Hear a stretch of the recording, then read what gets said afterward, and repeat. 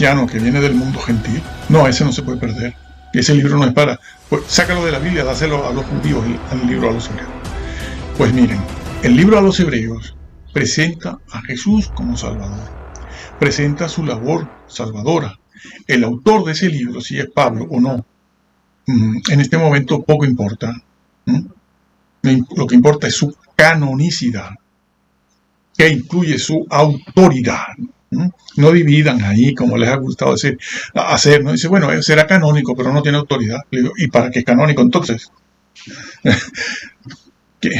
¿Para qué es canónico? La canonicidad se la da su autoridad teológica. Yo no tengo ganas de estar perdiendo mi tiempo leyendo cosas que no tienen autoridad, o semi-autoridad, o un poquito de autoridad, o que es una narración histórica nada más, porque ese libro de historia tiene más teología que historia, aunque habla del desierto, del pueblo en el desierto de Israel. Entonces, ese libro presenta la salvación, y Pablo se incluye en el capítulo 2 como siendo salvo. Por eso dice cómo escaparemos si descuidamos una salvación tan grande.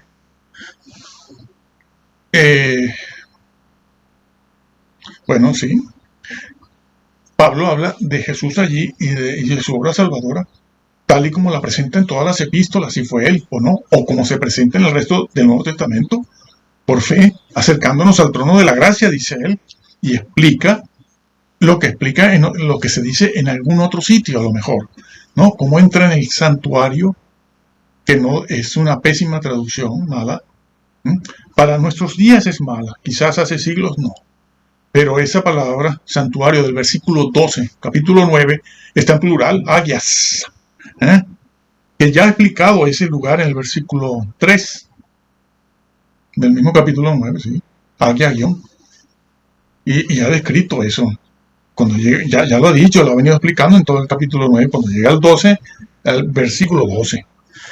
Dice, entró en el agias, plural, agias. Ay, pero no ha usado el plural para santo, porque es santísimo. La mejor traducción es la que pone santísimo, entró en el santísimo. Por eso hoy en día las versiones ponen lugar santísimo. Hasta las más malas ponen lugar santísimo.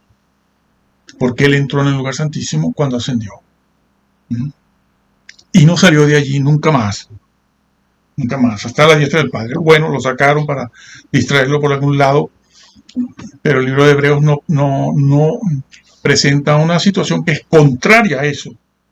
Se fueron al Antiguo Testamento y del Antiguo Testamento regresaron para poder justificar al señor Miller. Retomo entonces lo que veníamos diciendo. Así que la salvación que presenta a los hebreos, el autógrafo, el autor del libro a los hebreos, es la misma que se presenta en el resto del Nuevo Testamento y también del Antiguo, pero bueno, no vamos a entrar ahí ahora. Entonces, es el mismo tipo de salvación, y habla del mismo cuidado que hay que tener, cuidando la salvación que se te ha otorgado gratuitamente por fe.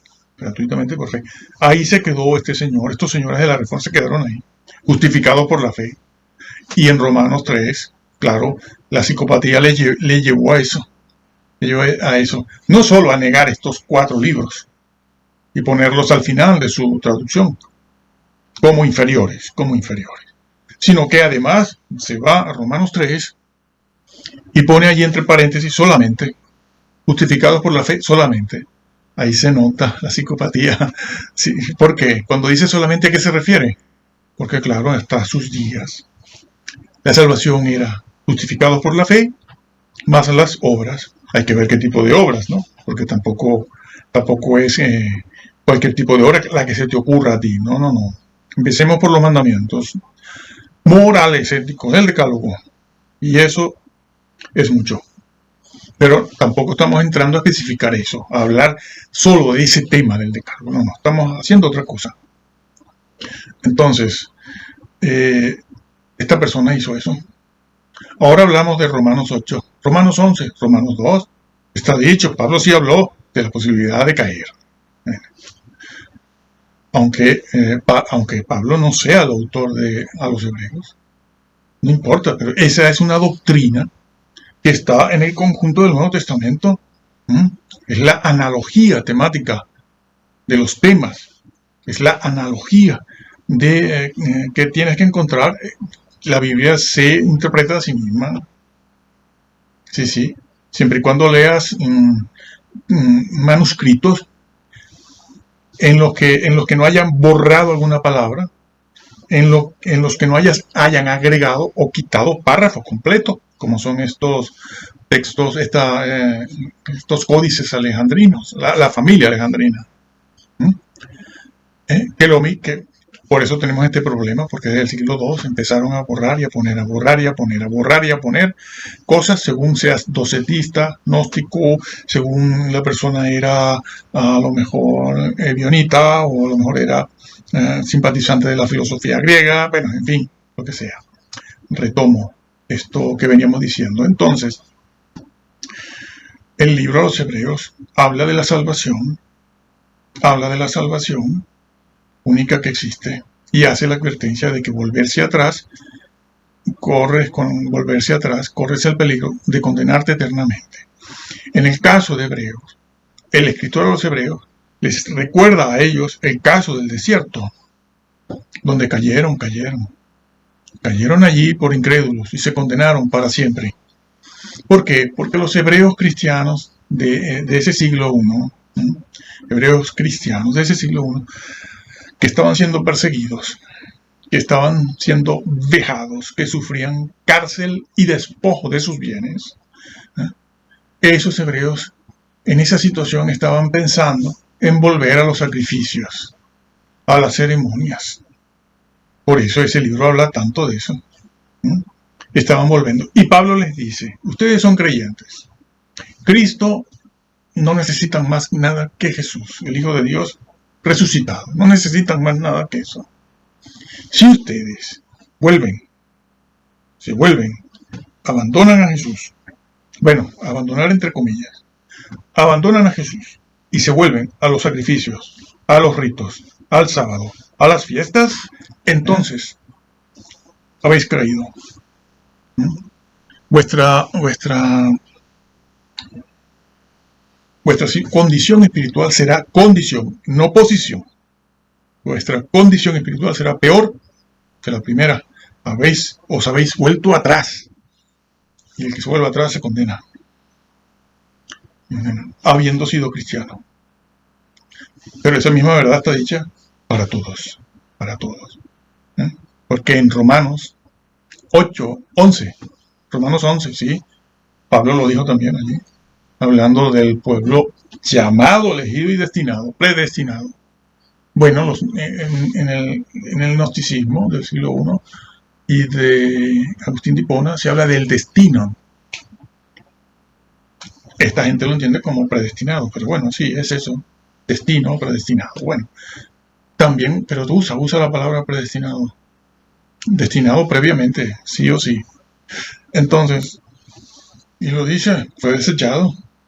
Utiliza el mismo vocablo que en 1 Corintios 9:27. ¿Sí? Cuando Pablo dice, no sea que yo venga a ser desechado. Bueno, les enseñaron esto de desechado de los premios. Sí, hay una doctrina de que te desechan de los premios. Desechado. Una palabra como esa, que implica la pérdida de la condición y posición espiritual, la emplean para premios. Entonces, allí en Romanos dice el pueblo de Israel, llamado, elegido, por esa razón, ¿no? Siguió su propia justicia, no la justicia de Dios, pero era un pueblo llamado, era un pueblo elegido, un pueblo además sacerdotal, con un llamado muy especial, como nación, pero fue desechado, porque fracasó. Y entonces Pablo se dirige a la iglesia, desgajado, y Pablo se dirige a la iglesia, las ramas desgajadas. No que desaparece el pueblo como tal, ni la región judía como tal, pero fue desechado. Ya será restaurado. No, estos no son. Ha sido restaurada la nación como tal, pero siguen en la misma apostasía de siempre. por no decir algo más grave. Entonces, pero Pablo se gira hacia la iglesia y le dice, y tú si te sientes orgullosa, iglesia cristiana, porque el Señor ahora el reino te lo ha dado a ti, a ver si tú llevas fruto, para que lleves fruto, y te pones orgulloso, piensa que el Señor a ti también te puede desgajar, te puede cortar, nada de predestinados llamados. Está ahí en Romanos también. ¿Y por qué lo dice? Bueno, porque es una realidad. Esas cosas pasan y pueden pasar. Dios no ha dicho que no. Lo que está diciendo Dios es que sí. Que sí, entonces créelo. No, yo prefiero... bueno. Entonces no digas que eres evangélico. Y si tú lo crees, te estás creyendo una mentira. Porque no estás haciéndole caso a esos versículos. No estás haciéndole caso a esos versículos. Entonces, también en Romanos 2 lo dice. Habla de la llave de la ciencia. Hemos de predicar, hemos de decirle a los hermanos, a esta persona que quieren saber la verdad, no se preocupen, que no son miles, son 20 personitas, pero suficiente. Job era uno, Jeremías era uno, Natán era uno, porque ellos piensan en la mayoría, donde está la mayoría está la verdad, pero eso es natural en el hombre, ¿no? Él nace con esa estructura intelectual. Y él cree que donde está la mayoría está la verdad.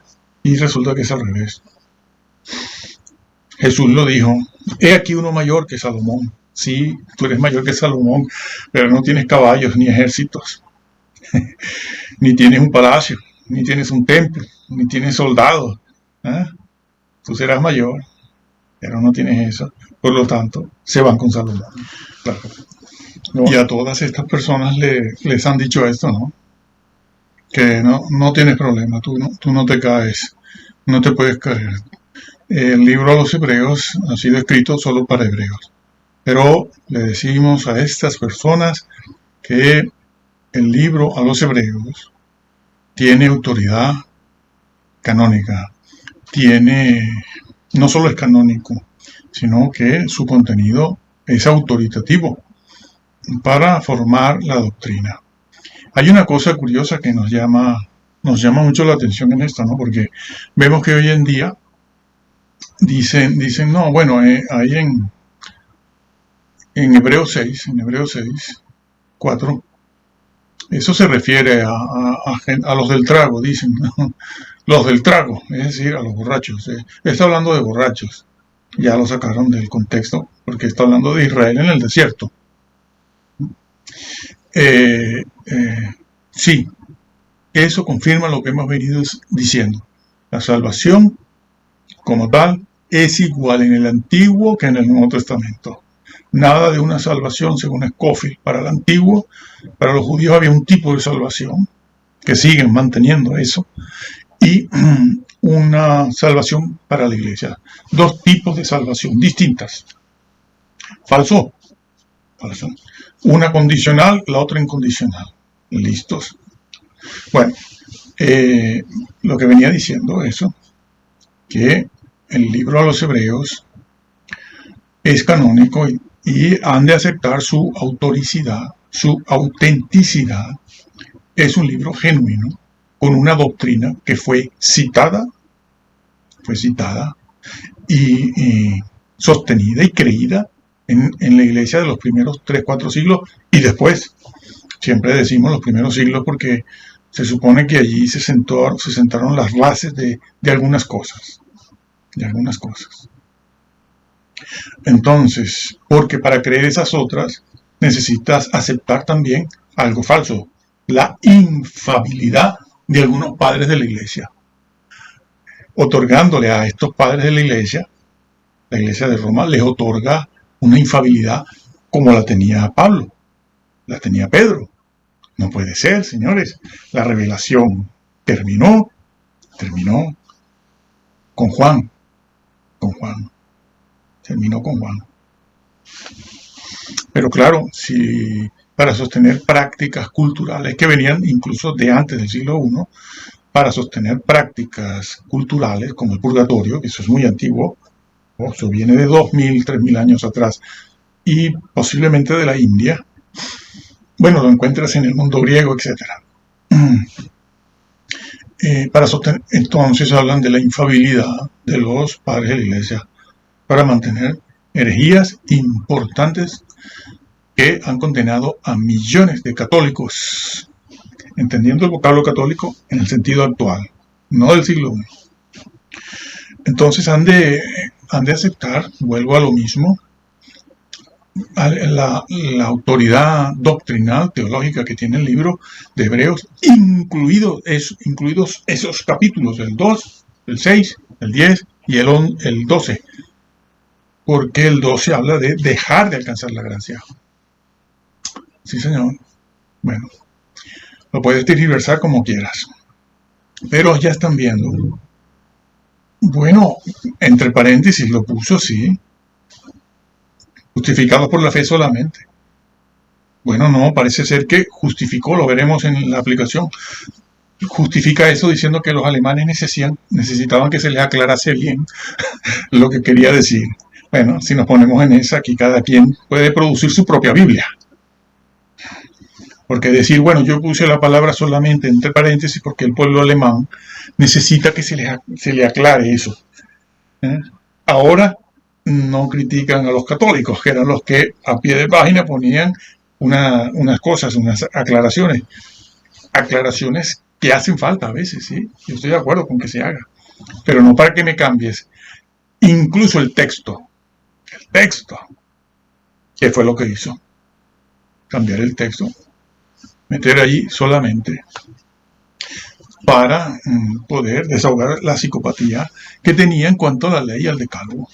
En cuanto a la ley y al decálogo. Entonces, mi estimado, usted si tiene temor a perder su salvación, empiece ya a averiguar en la lectura de la Biblia, leyendo la Biblia. Esta es la Biblia de Estudio Mundo Hispano de Reina Valera.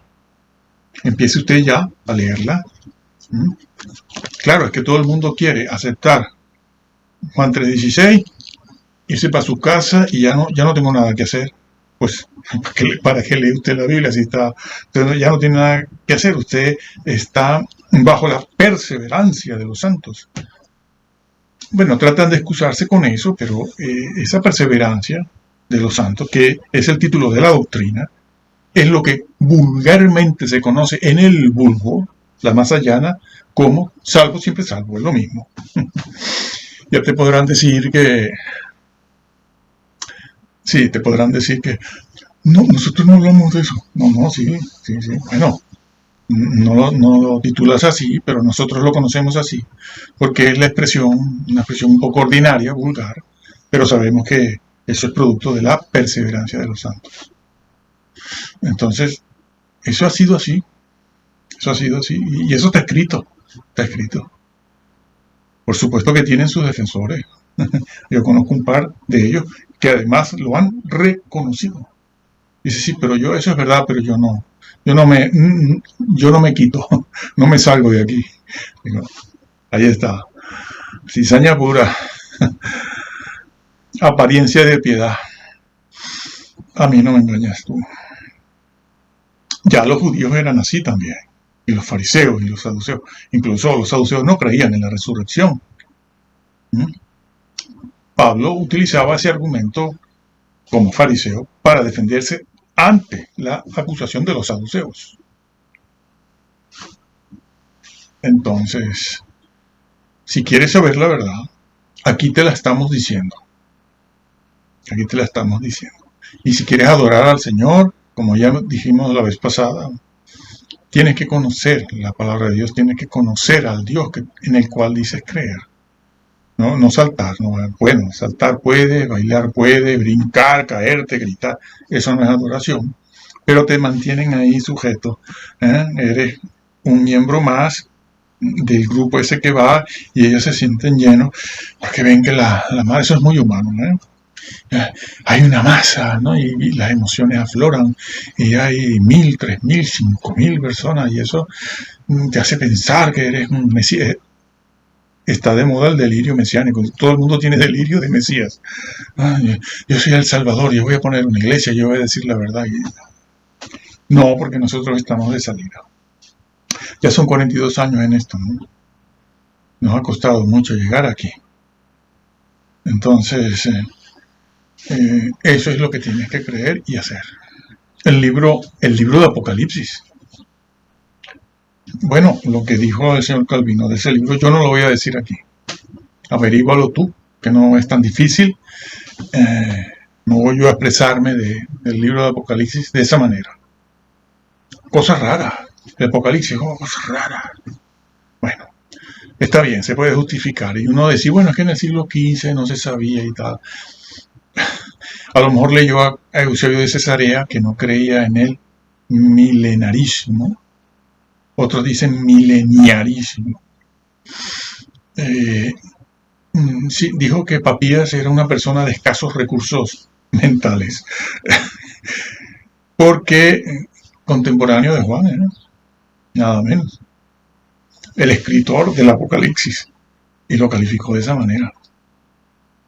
Hubo otro por ahí, no recuerdo su nombre, en el siglo II, siglo III, que dudaba de que, empezaron a dudar, bueno, con Eusebio de Cesarea, si yo mal no recuerdo, y no mezcló la información, que no creían en el milenio.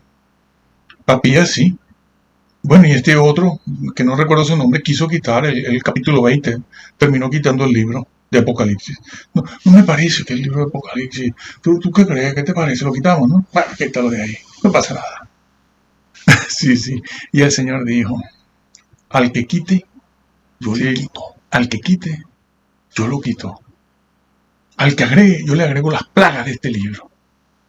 Pero es que eso está en otras partes del Nuevo Testamento y sobre todo, de manera muy clara, en todos los escritos judíos está en el libro de Enoch.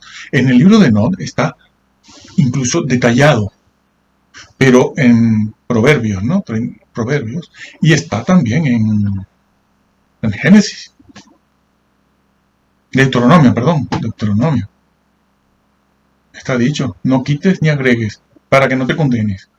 Tampoco modifiques, ni modificar, ni quitar, ni poner. Proverbios, Deuteronomio, Apocalipsis, el libro de Enoch lo detalla porque habla de el que haga traducciones incorrectas, llevando el agua a su molino. Sí, aquí voy a decir algo también importante, que lo veremos. Eso está hecho, ¿no? Voy a decir algo importante. Porque el libro de Enoch lo dice, el libro de Enoch habla de quien traduzca a otros idiomas, pero alterando, cambiando, modificando, será condenado. Vimos hace poco a estas personas que entran a internet, ¿no? En un chat, y allí van 4 o 5 personas y habían 2 personas, ¿no? Que eran las que llevaban este chat o este canal, y una de ellas se supone que era un señor de unos 38 años, ¿no? Se supone que especializado, por lo menos licenciado en Biblia o en doctrina, lo que sea, pero de seminario. Y una chica también de seminario, una muchacha. Y entonces estaban hablando de los manuscritos, favoreciendo los manuscritos a la familia alejandrina gnóstica falsa, porque niega al Señor, por eso es. Entonces, y allí, bueno, y salió a relucir el libro de Apocalipsis y el capítulo 22, en ese chat donde ellos estaban ahí con otros conversando, hablando sobre los manuscritos y tal, y se dicen muchas verdades, muchas cosas que son ciertas y otras que no. Nunca estas conversaciones o estudios son puros, ¿no? Se entremezclan errores, herejías con verdades, lo cual hace muy, muy difícil, hace muy difícil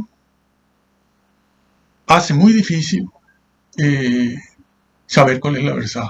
No, es muy difícil entresacar la verdad de los errores, de las herejías y todo esto. Para eso has de saber mucho. Y eso lleva muchos años, saber de todo un poco y tener una visión amplia, panorámica. Porque todas estas personas leen 2 o 3 libros Y ya son expertos en manuscritos griegos. Son expertos en manuscritos griegos ya pueden hablar. Y entonces adolecen de una visión amplia y profunda que cuesta muchos años llegar a conclusiones, después de mucho análisis. Pero estas personas ya con 38 años, hace 3, 4 años salieron del seminario, van leyendo unos libritos que han hecho algunos analistas y ya son ellos expertos y se lanzan, ponen un canal y entonces invitan, yo voy a defender, tú sabes. Y entonces, sí, y entonces decía esta persona, porque claro, entre los 4 últimos versículos del capítulo 22, después del 14, el Señor es donde dice eso que estoy comentando. Al que agregue, yo le agrego las palabras. Al que quite, yo lo quito del libro de la vida. Que estos señores lo han negado. El que falleció y el que dejó en su lugar al libro de la vida lo han negado. Y entonces dice, comentan entre ellos y entonces él en ese comentario llega a decir, dice, bueno, eso lo puso un escriba ahí. Eso lo agregaron. Eso lo puso una persona por ahí. ¿Qué dices tú? ¿Qué haces? ¿Qué estás haciendo? Condenándote. ¿Cizaña? Eso lo dijo el Señor. Eso está en todos lados escrito. Está en todos lados escrito. Además, está citando una traducción que tiene como base, no tiene como base el texto recibido. Porque el señor Casiodoro ahí no puso vestiduras blancas. Bueno, él no, el griego que le dio Erasmo de Rotterdam. El texto recibido ahí no dice vestiduras blancas, que al final viene siendo lo mismo, ¿no? Porque lo que dice el manuscrito, texto recibido, es guardar los mandamientos. Poner en práctica el original. Me molesté hace ya mucho tiempo buscar a ver qué exactamente poner en práctica, estar practicando el decálogo, los mandamientos, no ceremoniales, no rituales, ético-morales. Para empezar, está citando una versión que tiene como base un manuscrito alejandrino, gnóstico, docetismo. Eso en primer lugar. Y segundo, eso lo dijo el Señor. No un escriba como tú estás haciéndole creer a toda esa gente que te ve y te sigue. Se están condenando. Por cierto, digo más, porque todo esto es una introducción. Guardar el textus receptus, que eso es correcto y es una labor importante. Y se ha de respetar a las personas que en sus iglesias u organizaciones lo hacen y extienden ese manuscrito bizantino, griego, textus receptus, que nos viene por esa línea, por el norte nos viene, por el imperio bizantino. Esa es una labor importante. Puede hacerse más o menos ardua. Hay otros que son los que están haciendo eso y que han recuperado ya eso en Inglaterra. Y eso es importante.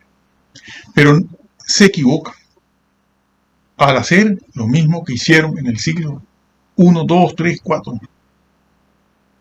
Se equivocaron porque que me des el texto puro, lo más cercano al original, perfecto, correcto, déjame que yo como traductor haga la traducción. Y después yo vendo mi traducción, ¿no? Como se hace con Reina Valera, que no hace falta hacerla ahora en castellano. No hace falta, yo no voy a hacer nada de eso. No hago nada de eso. Lo he pensado muchas veces, pero no. ¿Para qué? Tengo a Casiodoro y su actualización. ¿Está? Entonces, otros se han levantado como mesiánicos creyendo que iban a hacer una traducción mejorable y tal. Pero bueno, ese es otro tema. Pero tomar el texto bizantino y poner al lado como especie de un interlineal los vocablos, entonces se han de poner los vocablos que son, no cambiarlos, porque estás haciendo lo que hicieron los copistas en el siglo I y II. Claro. ¿Qué hicieron los copistas en el siglo I y II? Borraban la palabra que no les gustaba porque al niño no le gustaba esto y la quitó. Fuera docetista, bionista, gnóstico, lo que sea. O agregó una, o quitó una frase, o quito todo eso que llaman perícopa, que está muy bien, es una perícopa, sí. Eso hay que estudiarlo, eso es gramática, eso es lingüística, etc. Entonces, eso hay que hacerlo. Hay que estudiar. Pero lo que no se puede hacer es quitar, borrar, porque es lo que les vengo comentando. Al que quite yo lo quito y al que agregue yo le agrego. Entonces, cuidar el textus receptus y después quitar el vocablo, cortar y ponerme por primera vez en 20 siglos, alzar para favorecer la doctrina de estos señores, estos 3, 4 señores de la Reforma, y sobre todo los que vinieron después de ellos, que son peores todavía, pero tienen más apariencia de piedad, y por eso engañan con más facilidad, incluso diciendo que Dios es el autor del pecado, Él lo hizo, cuando la Biblia dice todo lo contrario: yo levanté al hombre en justicia. Sí. No lo levanté neutro, ni en pecado, lo levanté en justicia. No lo levanté en el pecado, ni le facilité el camino hacia el pecado. Él tenía que tomar su decisión y nosotros la tomamos en el Edén, por eso estamos viendo todo lo que vemos. Nadie está culpando a Dios de nada, porque lo que está pasando, ha pasado siempre y está pasando ahora, es nuestra responsabilidad. Nadie espere que Dios va a bajar del cielo a arreglarlo. Cuando Él baje será para gobernar aquí. Entonces, eso, no me puedes poner palabras al lado que no están y que van contra la doctrina de siempre y bíblica, la exégesis bíblica. No, ¿qué pusieron? El vocablo alzar, el vocablo alzar, y con eso sí, es verdad, cambias toda la doctrina, porque tienes que cambiar entonces el versículo 6, que lo han hecho, y decir, bueno, esto de las tinieblas de afuera, esto del fuego, y de ser echado allá, en el crujir y llorar, crujir de dientes, el llorar y crujir de dientes, esto no es el Hades, ni el lago de fuego, al final, lo que todos conocemos como infierno. No. Lo han tenido que cambiar, decir, no, eso es disciplina. Se puso de moda eso. ¿Eso es disciplina? Bueno, ya nosotros hemos hecho muchos vídeos sobre ese tema. Ahí están.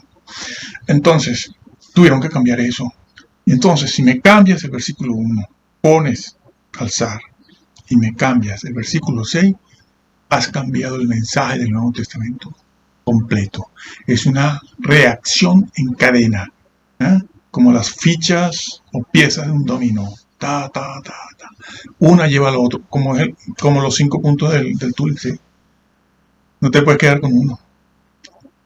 De los 5, si quitas uno, estás quitando el resto. Y si quitas 2, pues quitas el resto. No puede, eso se puso de moda para poder salvaguardar la creencia que tenían algunos. ¿No? El tulip es una reacción en cadena. También.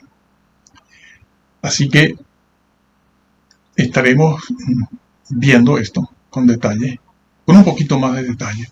Y yo les animo a buscar en internet, en las bibliotecas, siempre que sea posible, libros de texto. Siempre que sea posible, libros de texto. Pero si no, toda la información hoy en día está al alcance de todo el mundo. Y por eso estamos haciendo y diciendo esto ya abiertamente. Estamos empezando. Esto es una introducción. Que vienen a decir, usted habla de muchas cosas. Sí, hablo de muchas. De muchas cosas importantes. Atiende. Óyelo. El que tenga interés. Para que te salves. Para que te salves. Porque te han engañado. Te han engañado. Y que el Señor los bendiga. Y sí, y lean este libro. Créanlo tal cual está. Tal ¿Cuál está?